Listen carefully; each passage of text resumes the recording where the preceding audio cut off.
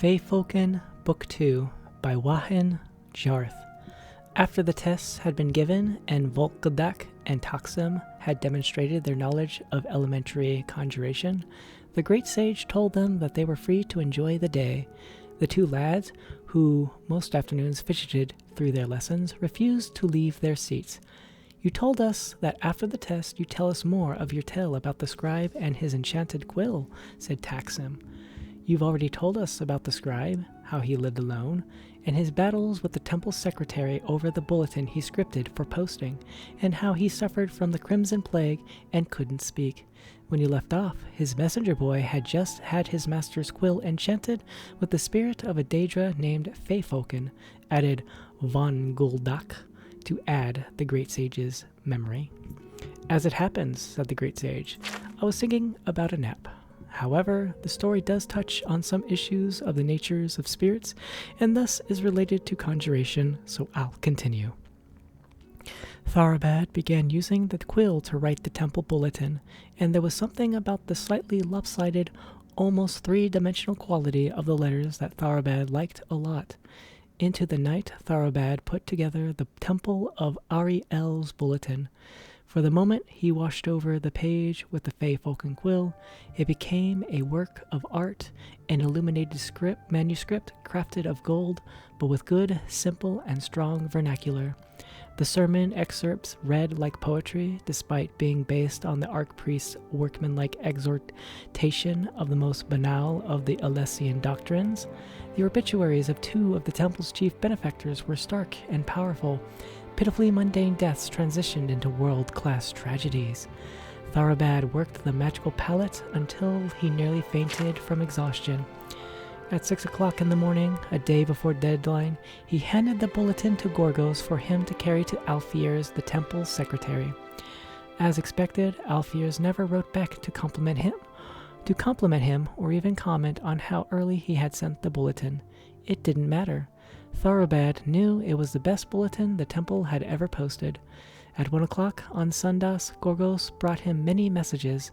"The bulletin today was so beautiful. When I read it in the vestibule, I'm ashamed to tell you I wept copiously," wrote the archpriest. I don't think I've seen anything that captures Ariel's glory so beautifully before. The cathedrals of First hold pale in comparison.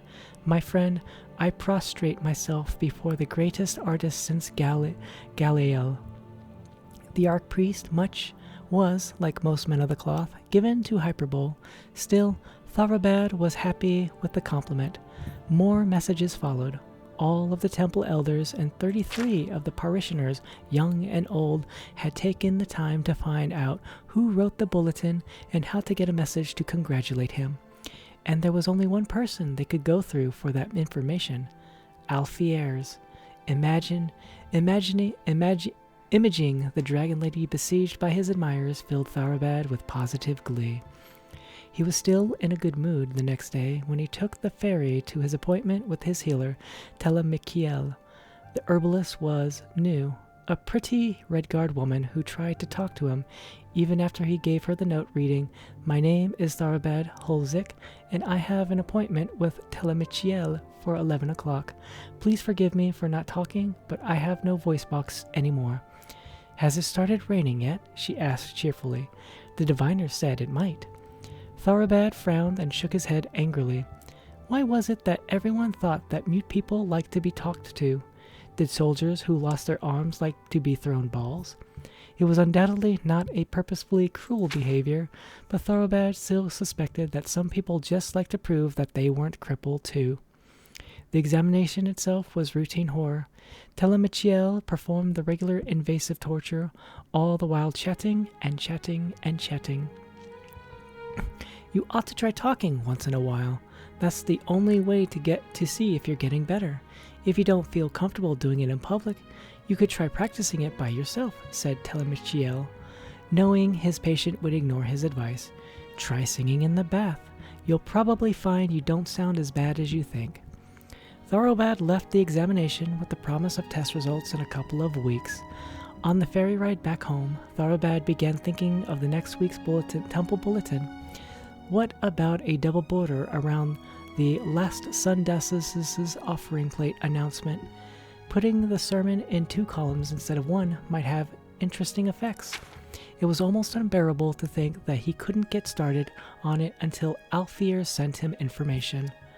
When she did, it was with the note, "Last bulletin a little better. Next time, don't use the word fortuitous in place of fortunate. The words are not, if you look them up, synonymous." In response, Tharabad almost followed Telemachiel's advice by screaming obscenities at Gorgos. Instead, he drank a bottle of cheap wine, composed and sent a suitable reply, and fell asleep on the floor. The next morning, after a long bath, Tharabad began work on the bulletin. His idea for putting a light shading effect on the special announcements section had an amazing textural effect. Alfears always hated the extra decorations he added to the borders, but using the Feyfolken quill, they looked strangely powerful and majestic. Gorgos came to him with a message from Alfears at that very moment, as if in response to the thought. Tharabad opened it up. It simply said, "I'm sorry." Tharabad kept working. Alfear's note he put from his mind, sure that she would soon follow it up with the complete message. "I'm sorry that no one ever taught you to keep right hand and left hand margins the same length," or "I'm sorry we can't get someone other than a weird old man as scribe of our bulletin." It didn't matter what she was sorry about. The columns from the sermon notes rose like the massive pillars of roses, crowned with unshamedly ornate headers. The obituaries and birth announcements were framed together with a spherical border as a heartbreaking declaration of the circle of life. The bulletin was simultaneously both warm and avant-garde. It was a masterpiece. When he sent it off to Alfears late that afternoon, he knew she'd hate it and was glad. Tharabad was surprised to get a message from the Temple of Lordas. Before he read the content, he could tell from the style that it wasn't from Alfears. The handwriting wasn't Alfears' usual belligerent slashing style, and it wasn't all in Alfears' usual capital letters, which read like a scream from Oblivion. "Tharabad, I thought you should know Alfears isn't at the temple anymore. She quit her position yesterday very suddenly. My name is Varderthil, and I was lucky enough, let me admit it now, I begged pitifully, to be your new temple contact. I'm overwhelmed by your genius. I was having a crisis of faith until I read last week's bulletin. This week's bulletin is a miracle. Enough. I just wanted to say I'm honored to be working with you. Vanderthil." The response on Sundus after the service even astonished Tharabad. The archpriest attributed the massive increase in attendance and collection plate offerings entirely to the bulletin. Tharabad's salary was quadrupled.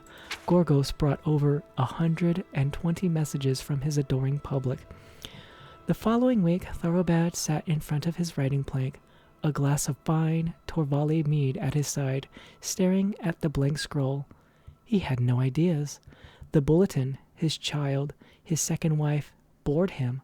The third-rate sermons of the archbishop were absolute anathema, and the deaths and births of the temple patron struck him as entirely pointless. Blah blah, he thought as he scribbled on the page. He knew he wrote the letters blah blah. The words that appeared on the scroll were, "A necklace of pearl on a white neck." He scrawled the jagged line across the page. It appeared in through that damned beautifully Feyfolken quill, "Glory to Ariel." Tharabad slammed the quill, and poetry spilled forth in a stream of ink. He scratched over the page, blotting over everything, and the vanquished words sprung back up in different form, even more exquisite than before. Every daub and splatter caused the document to whirl like a kaleidoscope before falling together in gorgeous asymmetry. There was nothing he could do to ruin the bulletin. Feyfolken had taken over. He was a reader, not an author. "Now," asked the great sage, "what was Feyfolken from your knowledge of the school of conjuration?" "What happened next?" cried Van Guldak.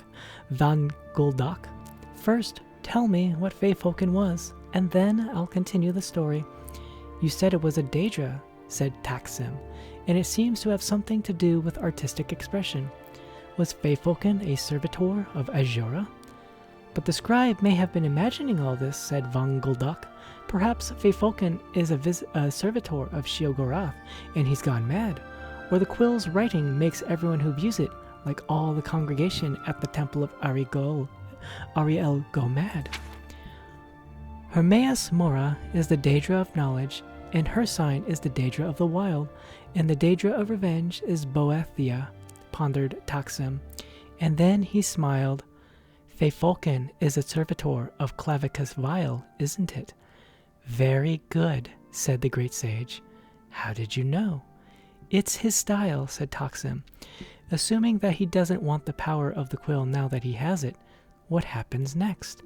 I'll tell you, said the great sage, and continued the tale.